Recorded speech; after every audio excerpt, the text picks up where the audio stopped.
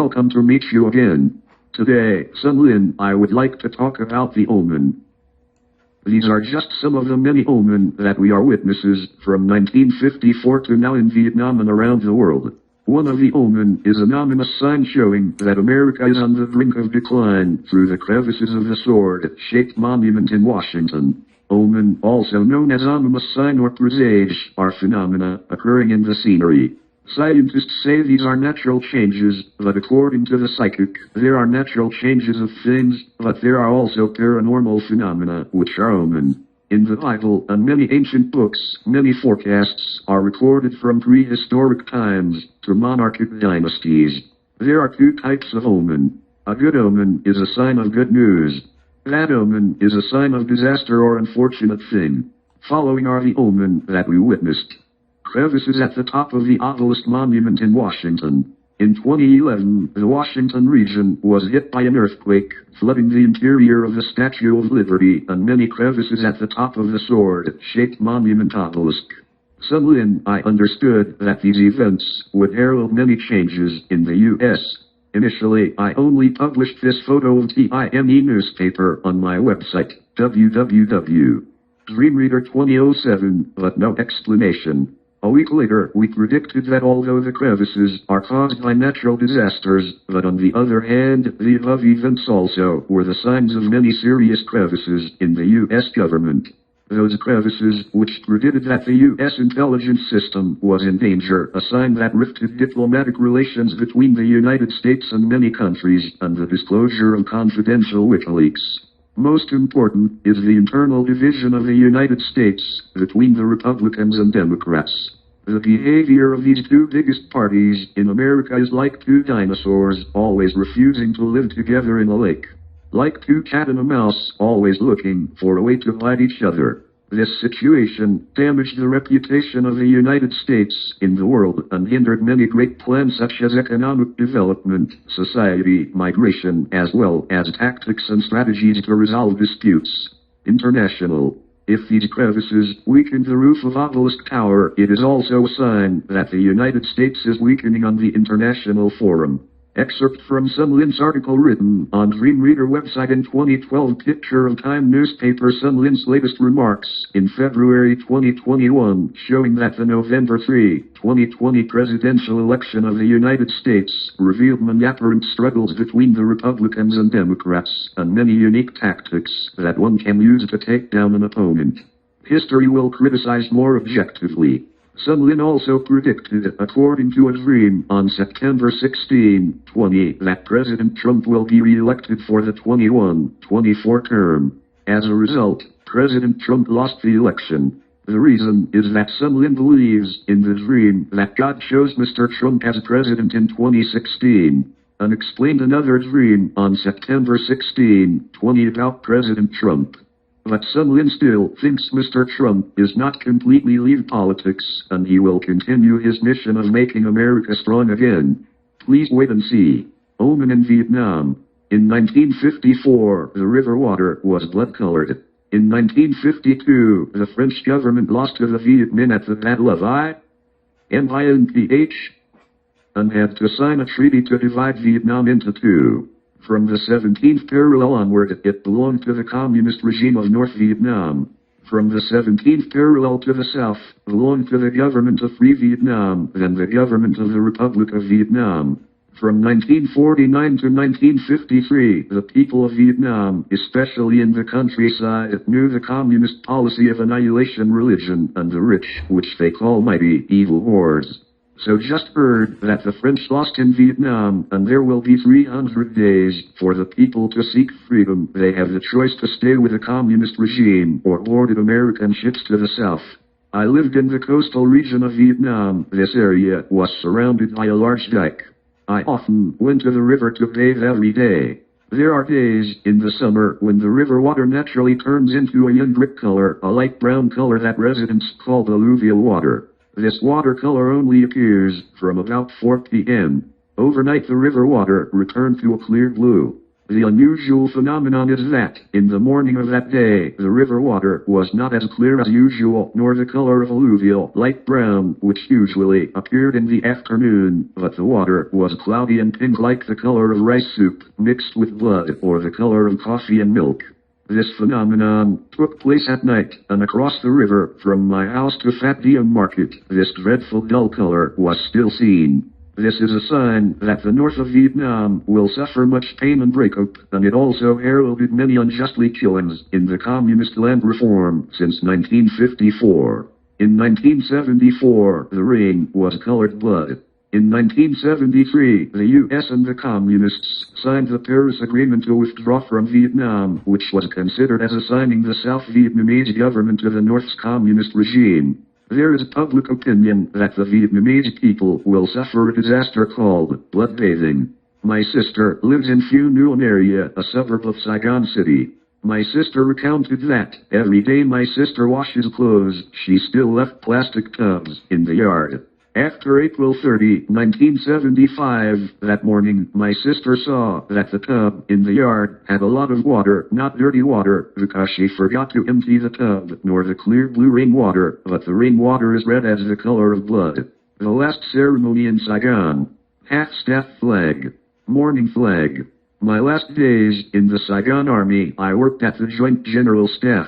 As a custom, every Monday morning, department offices send a number of officers to the large yard in front of the main building to salute the flag. I attended the flag-raising ceremony that day. Before April 30, 1975, Saigon sky was clear and sunny. When the Army band was nearing the end of the national anthem, the flag still could not reach the top of the column, although the two soldiers tried their best to pull the flag.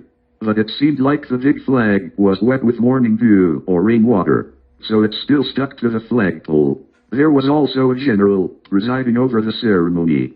Though these two soldiers who pulled this flag by accident, letting the flag stay at half-staff. They might get angry by the general on being transferred to the battlefield. Because the flag did not reach the top, it was a bad omen. As a result, the flag must be located at half-staff, which is the morning flag. This is my last flag-rising ceremony in Saigon, and it was a bad omen for showing that South Vietnam would fall into the hands of North Communists. See illustration image. A hen to crow, bad omen. A fellow inmate told me the following story about a hen crowing, foreshadowing bad thing. Before 1975, he was a lieutenant, commanding a local army unit. One afternoon, he saw a hen jump on the ammunition barrel and let out a crowing. He was surprised to see the hen crowing, only roosters did before. He also believed in superstitions, and he thought this was a bad omen. Immediately, he summoned a security officer and ordered him to change the password and defense plan. At midnight that night, the Viet Cong prepared to attack the station. Because the password was changed, the enemy reconnaissance team had incorrectly answered the password and was immediately fired by the guards. At the same time, the enemy siege force was also being attacked. The unit of the lieutenant was victorious. A few days later, the lieutenant's patrol team found a dead person by a barbed wire fence. It turned out he was the lieutenant's soldier. This guy was stabbed to death. An officer attached a paper denouncing him with treason. It turned out this soldier was an interior line. He had informed the lieutenant's password and defense plan to the VC unit. But he did not know the password had been changed. And the VC thought that he was an interior line. The dues appear, big changes. Since late June 1975, the Vietnamese Communist government divided the political prisoners belonging to the South Vietnamese regime into two categories. The dangerous types were officers from the security, intelligence, psychological warfare, as well as the Catholic and Buddhist chaplains. The second member of the less dangerous types were held in southern prison camps.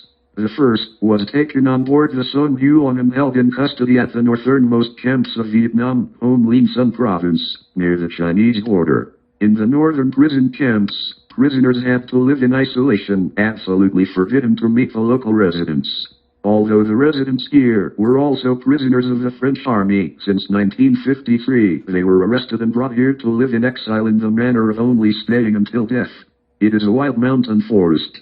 Since 1975, early in the morning or late in the evening, we could only hear gibbons howling and chickens crowing at the prison camp headquarters.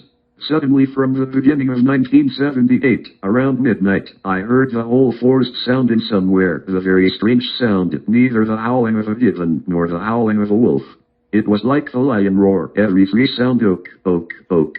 The sounds stopped for a few seconds, then continued. It seemed that there were many animals howling in many places in the forest around the prison camps.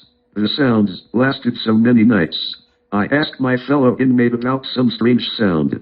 He said that animal was a little deer-like animal called the fawns. Superstitious people often say, a deer was lost in a village, that village will be crushed. He told the story that during the Vietnam and French Wars in 1950, a very large deer ran away into a village. The villagers went out to take the deer for meat. The next day, in that area, there was fighting between the French army and the Vietnam force. The village was bombed by French planes and many people killed. I often pay attention to the dreams and unusual events of nature. I thought, not sure why the deer every night roaring. But they seemed to have turned their snout to the prison camp to howl. The sound rang through the forest in that deserted night, so I guessed there must be some change regarding the fate of the prisoners. I did not know it was good omen or bad omen. Good omen was that we would be released from the prison. Bad omen was that the communists would kill all of us. In the hands of the communists, we, the prisoners who were detained in the middle of the wild mountains and forests, looked like the fishes lying on a chopping board. Because there were no newspapers, no international organizations to visit or to protect us. Then the communists could kill hundreds of prisoners in one night, no one knew. So we had to surrender to fate. Speaking of the deers or the fawns, I remembered when I was just taken from the South to North Vietnam, when we temporarily stayed at a tea-drying cottage, waiting to build a new camp, a fawn suddenly jumped right into the middle of a large cottage.